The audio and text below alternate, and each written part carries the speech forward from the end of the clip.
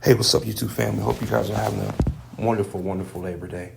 Having a pretty good Labor Day. I'm relaxing. I'm not doing too much, but I would like to give you guys some content to kind of further along the series that I've done on the Black Pacific Islanders. Okay, this is part 3 in the 3-part series that I've made because this chapter is very long, but it has a lot of good information in it. So I would like to go ahead and get started on the 3rd chapter, and this is the final, the conclusion of this 3-part series. Today we're going to talk about the Māori people of New Zealand. So without further ado, let's go ahead and get started. The Māori are the indigenous people of New Zealand. Where did the Māori people come from? Their oral history goes all the way back to mainland Asia, but that's where you've got to sift through the lies. Some online sources claim the Māori elders told veteran anthropologist Elson Best that they migrated from India 161 generations ago, approximately 1500 BC, after a disastrous war with a dark-skinned folk, in which great numbers were slain. When I encountered this reference, I thought to myself, but the Māori are dark-skinned, and were even more so in the past. So why would they point out the dark skin of the people they were at war with? Very good question. When I dug up the original sources, I found that Māori have quite a different story of their migration. In the origin of Māori, Elson Best actually reported the following. The East Coast natives of our North Island have preserved the following tradition of the original homeland. In remote times, the ancestors of the Māori dwelt in the lands of Uru and of Araya, 2 distinct regions of apparently an extensive land. A state of war in the land of Uru led to the migration of a certain people under a chief named Puhi Rangirangi, given as Gnaga T. Ariki in another version. These migrations proceeded eastward because one Tuterangisha had informed them that away to the east of the mainland of Uru lay a goodly land called Araya. That land of Araya was inhabited by a dark-skinned, spare-built folk whose food supplies were fish and ari and kata and porokataka and Tahurio and Koropiri. A leading chief of these folk of Araya was one Kapuru, a person of great mana, whose followers were so numerous that a local saying was, Tine te nako tama te enibmona. Wonder why they move like unto sands of the ocean. Upwards of 750 chiefs were under this sway. The names applied to these people by the migrations from Uru are terms betokening their dark-skin color.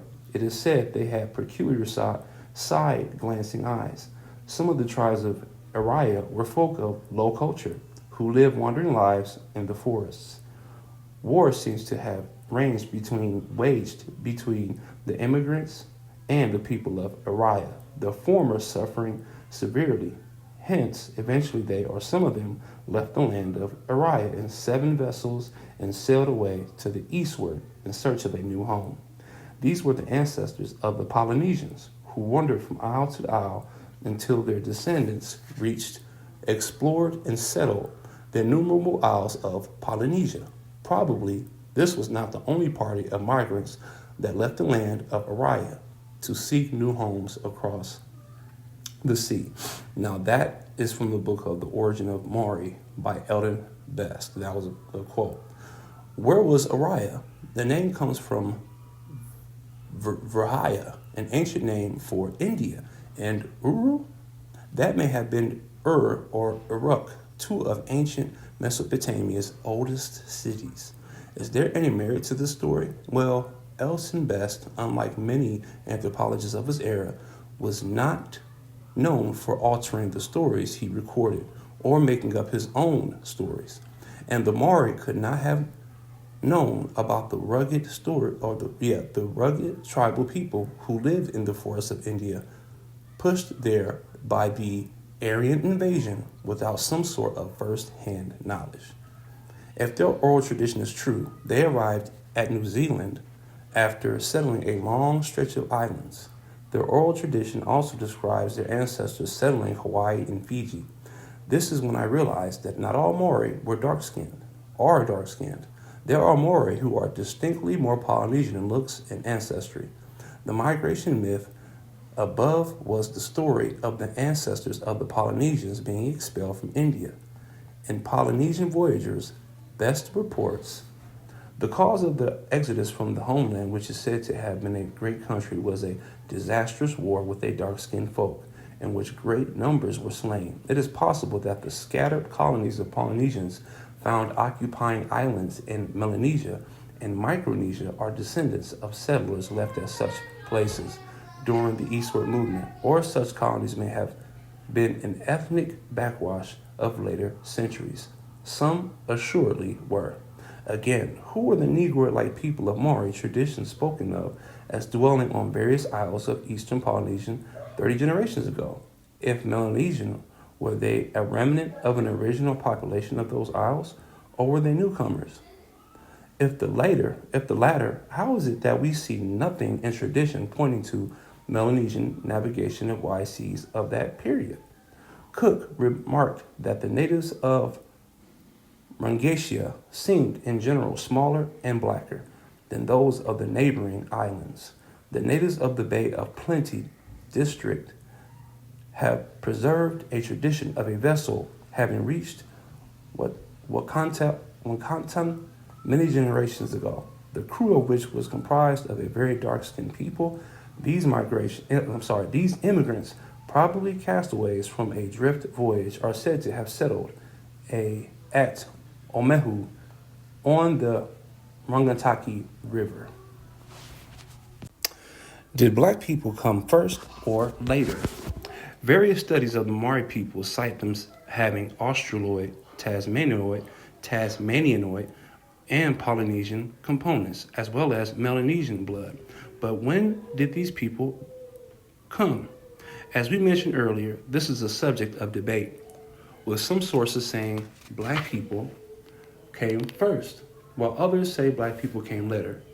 According to T.H.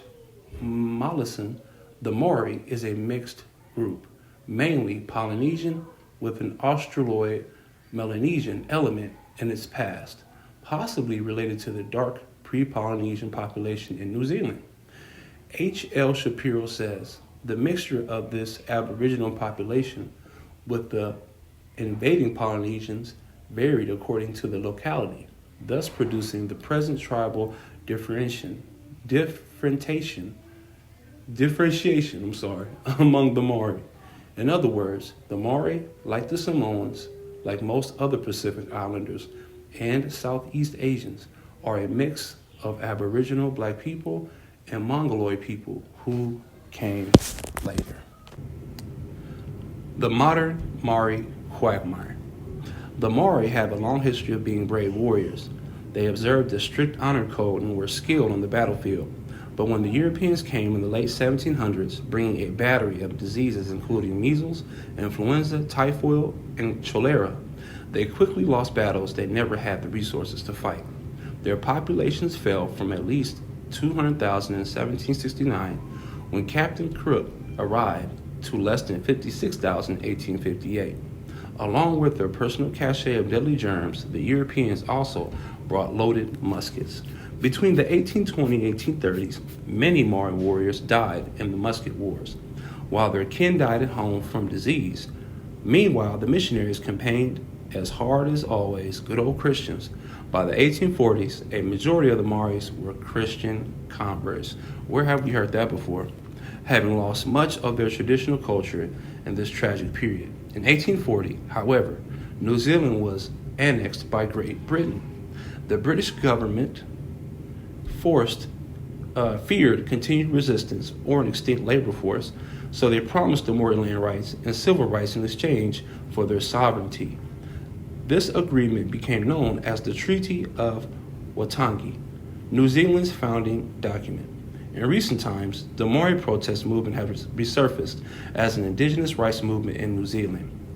Through the tireless efforts of movement organizers and mobilized Māori people, they established the Waitangi Tribunal, won the return of some Māori land, made the Māori language an official language of New Zealand, and popularized campaigns against racism.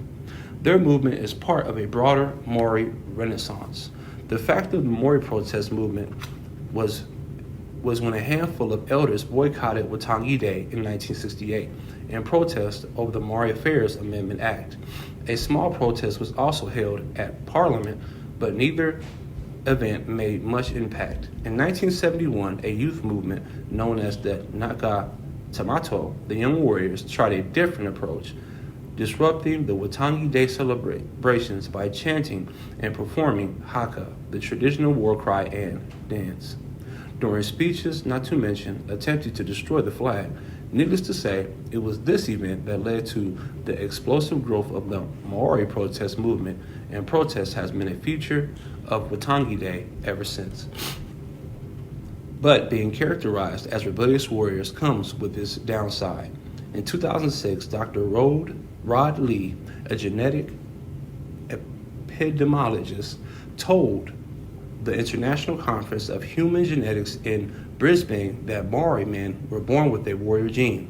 That is, Māori were twice as likely as Europeans to bear a gene connected with risk-taking behavior like smoking, gambling, and criminal activity. He said the discovery went a long way to explaining some of the problems Māoris had in New Zealand. Māori people were outraged, as they should be.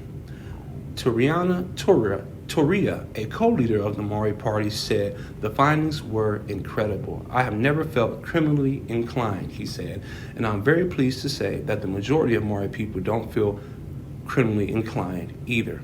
Brian Dixon, a respected Māori leader, said, I could wrap all his words up in one colonization. He said, I could wrap all his words up in one colonization. Good point. In New Zealand, Māoris are convicted of more than 65% of all offenses, despite making up only 15% of the population. Sound familiar? Sounds very familiar. But New Zealand's white population, which includes a sizable number of skinheads and neo-Nazis, doesn't entirely hate/fear the Māoris. The New Zealand's most popular sport is rugby. Rugby teams are dominated by Māoris. In fact, New Zealand's national team is named the All Blacks. Sound familiar again? This struggle is a global one, and I can't wait to explain its origins and pathology in Volume 4 of this series. All right, so that's the end of that chapter. This is the end of this series. I hope you guys learned something. I hope you guys actually are able to take the information that I've given you and maybe apply it somewhere where you'd like to apply it. So, hey, it's your favorite black guy from Nebraska. Yes, just black people in Nebraska. I'll see you on the next one. Please like, share, subscribe. I'm out.